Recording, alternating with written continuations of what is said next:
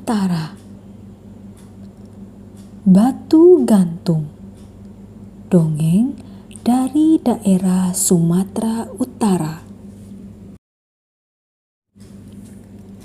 Alkisah, di sebuah desa terpencil di pinggiran Danau Toba, Sumatera Utara, hiduplah sepasang suami istri dengan seorang anak perempuannya yang cantik jelita bernama Seruni. Selain rupawan, Seruni juga sangat rajin membantu orang tuanya bekerja di ladang. Setiap hari, keluarga kecil itu mengerjakan ladang mereka yang berada di tepi Danau Toba. Dan hasilnya digunakan untuk mencukupi kebutuhan sehari-hari. Pada suatu hari, Seruni pergi ke ladang seorang diri karena kedua orang tuanya ada keperluan di desa tetangga.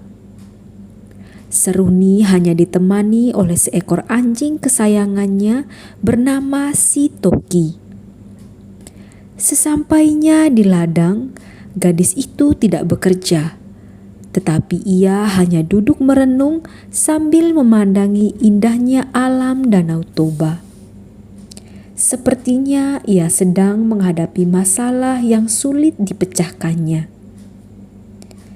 Sementara anjingnya, si Toki, ikut duduk di sebelahnya sambil menatap wajah Seruni seakan mengetahui apa yang dipikirkan majikannya itu. Sekali-kali anjing itu menggonggong untuk mengalihkan perhatian sang majikan. Namun sang majikan tetap saja usik dengan lamunannya. Memang beberapa hari terakhir wajah Seruni selalu tampak murung. Ia sangat sedih karena akan dinikahkan oleh kedua orang tuanya dengan seorang pemuda yang masih saudara sepupunya. Padahal ia telah menjalin asmara dengan seorang pemuda pilihannya dan telah berjanji akan membina rumah tangga yang bahagia. Ia sangat bingung. Di satu sisi ia tidak ingin mengecewakan kedua orang tuanya, dan di sisi lain ia tidak sanggup jika harus berpisah dengan pemuda pujaan hatinya.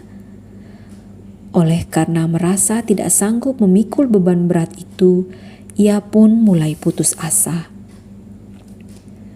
Ya Tuhan, hamba sudah tidak sanggup hidup dengan beban ini, keluh Seruni. Beberapa saat kemudian, Seruni beranjak dari tempat duduknya. Dengan berderai air mata, ia berjalan perlahan ke arah Danau Toba. Rupanya gadis itu ingin mengakhiri hidupnya dengan melompat ke Danau Toba yang bertebing curam itu.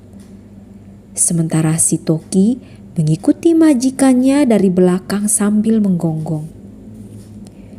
Dengan pikiran yang terus berkecamuk, Seruni berjalan ke arah tebing Danau Toba tanpa memperhatikan jalan yang dilaluinya. Tanpa diduga, tiba-tiba ia terperosok ke dalam lubang batu hingga masuk jauh ke dasar lubang. Batu cadas yang hitam itu membuat suasana di dalam lubang itu semakin gelap. Gadis cantik itu sangat ketakutan. Di dasar lubang yang gelap, ia merasakan dinding-dinding batu cadas itu bergerak merapat hendak menghimpitnya. "Tolong, tolong, tolong aku Toki!" Terdengar suara Seruni meminta tolong kepada anjing kesayangannya. Si Toki mengerti jika majikannya membutuhkan pertolongannya. Namun ia tidak dapat berbuat apa-apa, kecuali hanya menggonggong di mulut lubang. Beberapa kali Seruni berteriak minta tolong, namun si Toki benar-benar tidak mampu menolongnya. Akhirnya gadis itu semakin putus asa. "Ah, lebih baik aku mati saja," daripada lama hidup menderita, pasrah Seruni. Dinding-dinding batu cadas itu bergerak semakin merapat. Parapat, parapat batu, parapat. Seru Seruni menyuruh batu itu menghimpit tubuhnya.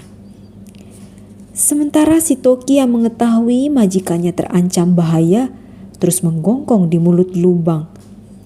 Merasa tidak mampu menolong sang majikan, ia pun segera berlari pulang ke rumah untuk meminta bantuan.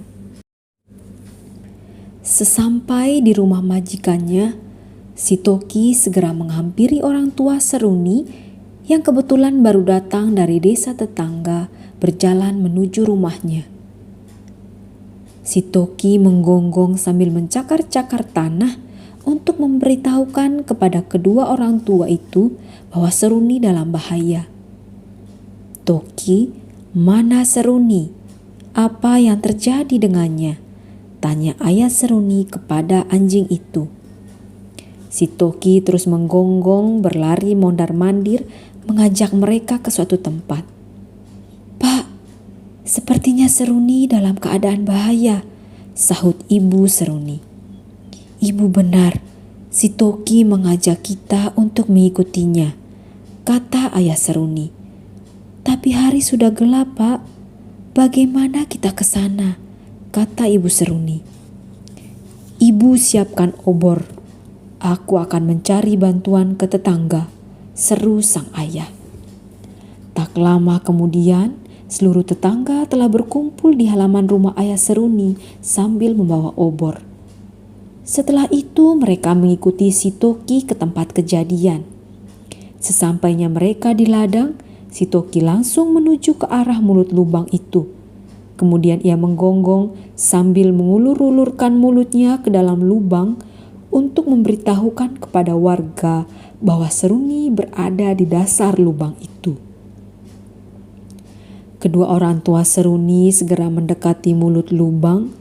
Alangkah terkejutnya ketika mereka melihat ada lubang batu yang cukup besar di pinggir ladang mereka. Di dalam lubang itu terdengar sayup-sayup suara seorang wanita. "Parapat, parapat batu, parapat." "Pak, dengar suara itu. Itu kan suara anak kita," seru ibu Seruni panik. "Benar, Bu, itu suara Seruni," jawab sang ayah ikut panik. "Tapi kenapa dia berteriak, 'Parapat, parapatlah batu'?"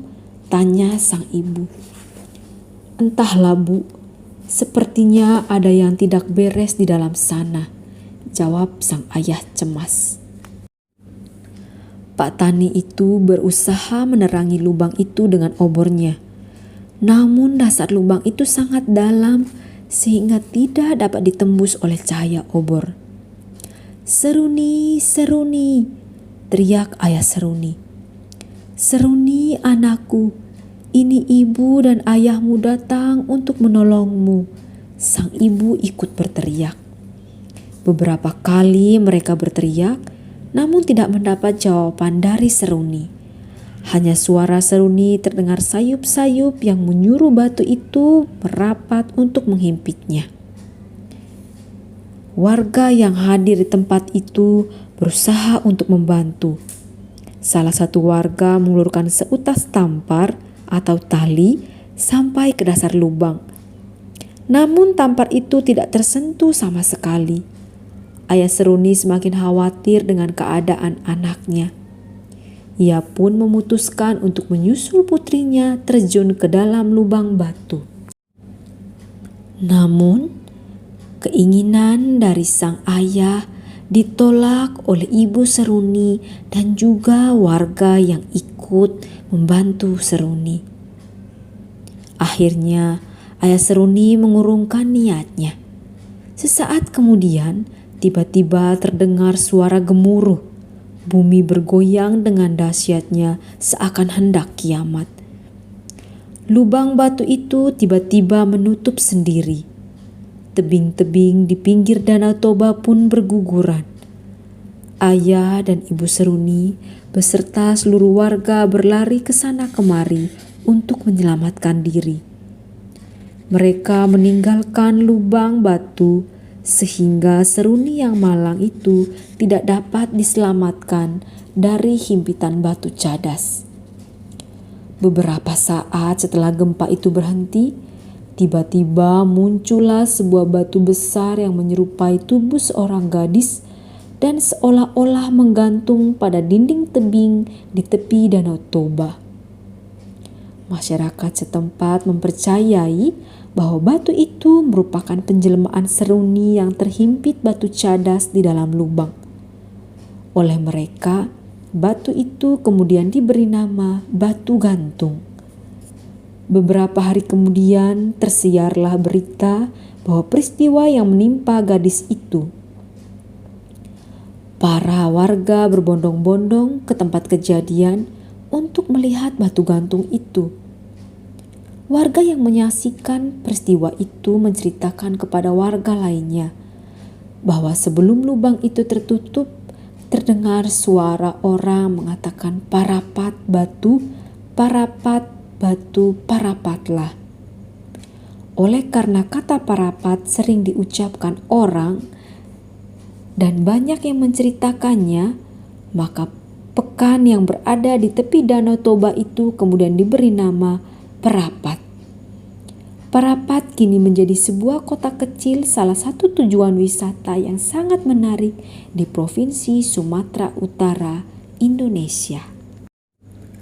Pesan moral yang dapat kita petik dari dongeng ini adalah, sebagai anak, kita harus jujur dan saling terbuka kepada orang tua daripada harus memendam hal atau perasaan yang tidak diinginkan. Selain itu, janganlah mudah putus asa sampai berpikiran untuk bunuh diri. Terima kasih telah menonton video ini. Mohon dukungan untuk channel ini dengan subscribe, like, komen, dan share video ini. Terima kasih.